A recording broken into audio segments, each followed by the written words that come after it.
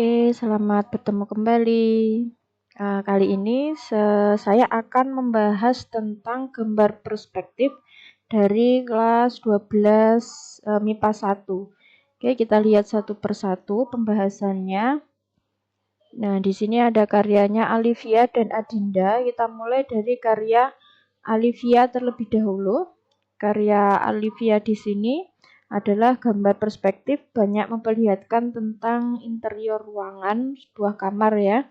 Ini sudah terlihat 3 dimensinya. Mungkin masukan dari saya adalah jika di sini ada tekstur yang lembut atau empuk, itu kasurnya ini jangan diberi penggaris ya.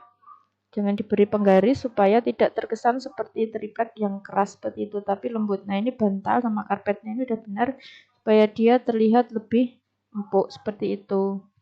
Nah, kemudian ini jika ini adalah sebuah kaca gitu, diberi efek kaca, mungkin garis-garis sejajar yang lurus itu memperlihatkan tekstur kaca seperti itu. Tapi untuk 3 dimensinya sudah lebih bagus ya. Kemudian untuk karya Adinda di sini juga ada gambar interior juga. Interior di sini sudah memperlihatkan bentuk 3 dimensi yang benar.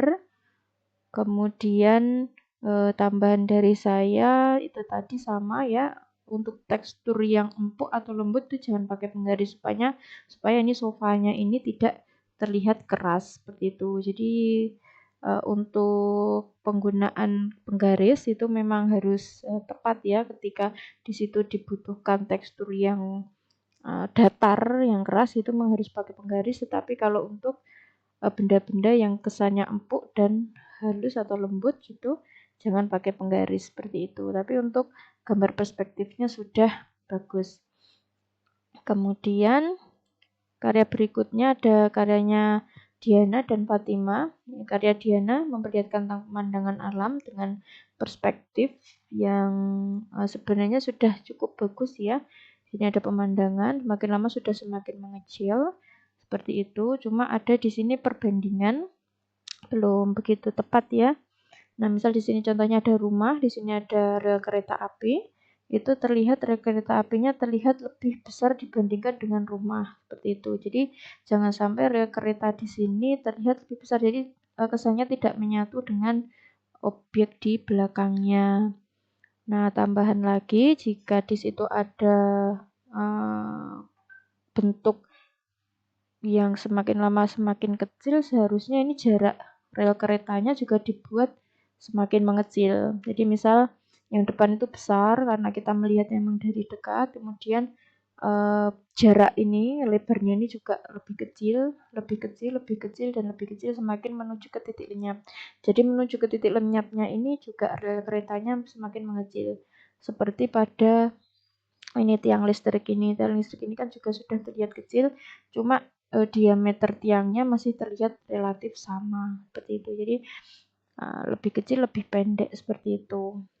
Itu masukan dari saya seperti itu, tapi untuk keseluruhan perspektifnya sudah cukup bagus. Ini ada karyanya Fatimah. Karyanya Fatimah sudah memperlihatkan perspektif yang benar juga, semakin lama semakin kecil dengan bentuk-bentuk tembok ornamen bata seperti ini. Oke, saya rasa sudah cukup lumayan ya memperlihatkan tentang pemandangan kota dengan air selokan, misalnya contohnya seperti itu. Oke, kita lanjut lagi. Karyanya Fauzia Arta itu gambar interior, sudah memperlihatkan perspektif yang benar, tetapi ada beberapa kesalahan. Jadi misal, nah ini garisnya ini mungkin terlalu lewat ya, jadi jangan sampai garis belakangnya ini melewati objek yang di depannya, karena seharusnya ini lantainya ini tidak terlihat ya, batas lantai dan dindingnya harusnya sudah tidak terlihat, jadi tidak menunjukkan efek transparan seperti itu. Oke, untuk yang lain mungkin kalau dari segi interior ini masih terlalu sepi ya, jadi mungkin ditambahi lagi dengan beberapa objek lagi supaya tidak terlihat sangat sepi sekali dan tidak terlihat sempit seperti itu. Berikutnya ini karyanya Handaru. Ini memperlihatkan pandangan burung ya sepertinya ya, karena ini jalannya terlihat agak dari atas begitu. Nah, perspektifnya hampir benar, cuma ada bagian yang mungkin agak miring. Di sini ada bangunan, bangunan mungkin penggarisnya tidak begitu tegak, jadi terkesannya bangunannya agak miring seperti itu. Sama seperti yang tadi juga, trotoar dan ini pembatas jalan ini seharusnya dibuat panjangnya juga semakin kecil. Ini panjang seperti ini, kemudian lebih menuju ke titik lenyap juga panjangnya juga semakin kecil dan semakin menuju ke titik lenyap seperti itu. Trotoarnya juga ini batasnya supaya terlihat lebih realistis. Seperti itu. Tapi untuk ini tekstur kacanya dengan memperlihatkan efek garis seperti ini sudah tampak menyerupai kaca. Tinggal dilanjutkan lagi. Oke. Kita lihat lagi ya untuk karyanya Ira dan Miftah. Karyanya Ira ini untuk bangunan gedung-gedungnya memperlihatkan tentang perkotaan. Sudah cukup bagus untuk interiornya, untuk desainnya, dan perspektifnya juga sudah benar ya. Ini 2 titik lenyap sudah terlihat. Nah, tetapi ini ada sebagian yang terlihat agak janggal itu pada lampu ya, lampu jalan ini. Ini seharusnya kalau memang berada di depan itu tidak masalah dia menutupi belakangnya. Jadi ini mungkin dia gambar agak ke atas begini, kemudian menutup sedikit pada bagian apa ini objek bangunan itu tidak apa-apa. Jadi kalau terlihat pendek sekali begini, ini kesannya kurang perspektif seperti itu. Jadi lampunya tampak kecil sekali meskipun dia sudah berusaha untuk memperlihatkan semakin lama semakin mengecil menuju ke titik lenyap gitu. Jadi kalau saran saya ini lampunya pada bagian depan ini lebih ditinggikan lagi seperti itu. Kemudian karya berikutnya adalah karya Miftah. Nah, ini karena mungkin garis bantunya masih banyak terlihat ya, jadi kesannya belum sempurna sekali karya gambar perspektifnya ini. Jadi kalau mungkin membuat karya yang sudah jadi itu seharusnya objeknya lebih ditebalkan lagi supaya tidak bergabung dengan garis-garis bantunya seperti itu. Kalau ini garis bantunya masih sangat terlihat. Kemudian dari segi kesebandingan juga itu antara jalan dengan bangunan itu masih tidak begitu sebanding ya, jalannya masih tampak terlihat kecil dan trotoarnya besar sekali seperti ini, sama bangunannya juga kalau dibandingkan dengan jalannya menjadi terkesan sempit seperti itu. Mungkin pengolahannya saja yang mungkin harus lebih dimaksimalkan ya, jangan terlalu tergesa-gesa, jadi harus lebih detail lagi.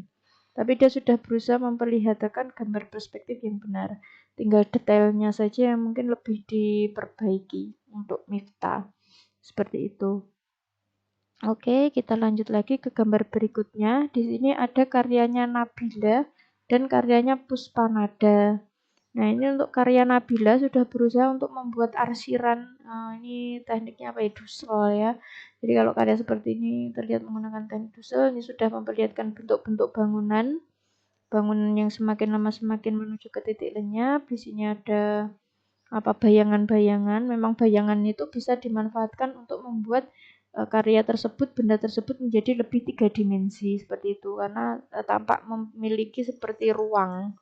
Begitu, ada tampak memiliki ruang yang objeknya itu lebih terkesan 3 dimensi sehingga gambar perspektifnya akan menjadi lebih maksimal lagi seperti itu. Nah, kemudian di sini ada karyanya berikutnya, ada karyanya Puspanada. Seperti ini. Ini sudah berusaha untuk mewarnai, mengarsir juga untuk gambar bangunan di sini. Ada 2 titik ya. Sudah memperlihatkan 3 dimensi yang benar, cuma tinggal mungkin memperbaiki lagi atau lebih ditingkatkan lagi penguasaannya supaya dia estetisnya bertambah. Tapi kalau untuk gambar perspektifnya sudah bagus seperti itu. Oke, kita lanjutkan lagi. Ini ada karyanya Raka dan Rauda.